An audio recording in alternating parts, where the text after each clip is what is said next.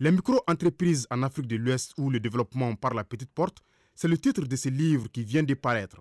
Dans cet ouvrage de 216 pages, l'auteur, à travers des constats, estime qu'en Afrique subsaharienne, seules les micro-entreprises constituent la norme des économies comme base de croissance, de création de richesses et d'emplois décents comme alternative crédible de développement économique et social. J'ai essayé simplement à travers ce livre de montrer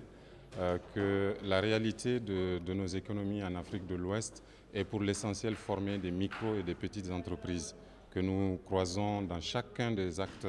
de notre vie quotidienne et que si on veut véritablement développer nos pays, il faut les baser sur cette réalité-là plutôt que de continuer à entretenir le mythe d'avoir de très grandes entreprises et de très grandes exploitations familiales mécanisées qui en réalité n'existent pas dans nos pays. Partir donc de la réalité pour développer notre propre stratégie de développement économique et social. Le déclic, selon l'auteur, a été le déclenchement de la crise en 2012. Ainsi, pour jouer sa partition, il a pris sa plume afin de mettre en œuvre un ensemble de mesures cohérentes, complètes et volontaristes et une stratégie globale permettant de faire le secteur privé le vrai moteur de croissance et de développement. Dans le livre, je fais non seulement une situation globale par rapport à la réalité de ces économies, de cette économie, qui est souvent méconnue ou ignorée.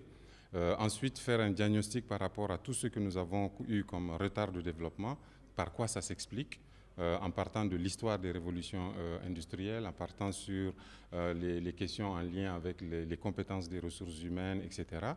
Et puis, je fais par la suite un certain nombre de propositions très concrètes qui permettent non seulement de considérer ces entreprises-là comme la vraie base de développement de nos économies, mais aussi en proposant des stratégies innovantes de financement de ces entreprises de manière à ce que véritablement on sorte des logiques de lutte contre la pauvreté qui sont nos réalités aujourd'hui pour s'engager dans des stratégies de lutte pour la richesse. Le livre a été apprécié à sa juste valeur par l'assistance, notamment par les acteurs du secteur privé qui pensent avoir désormais un outil de travail.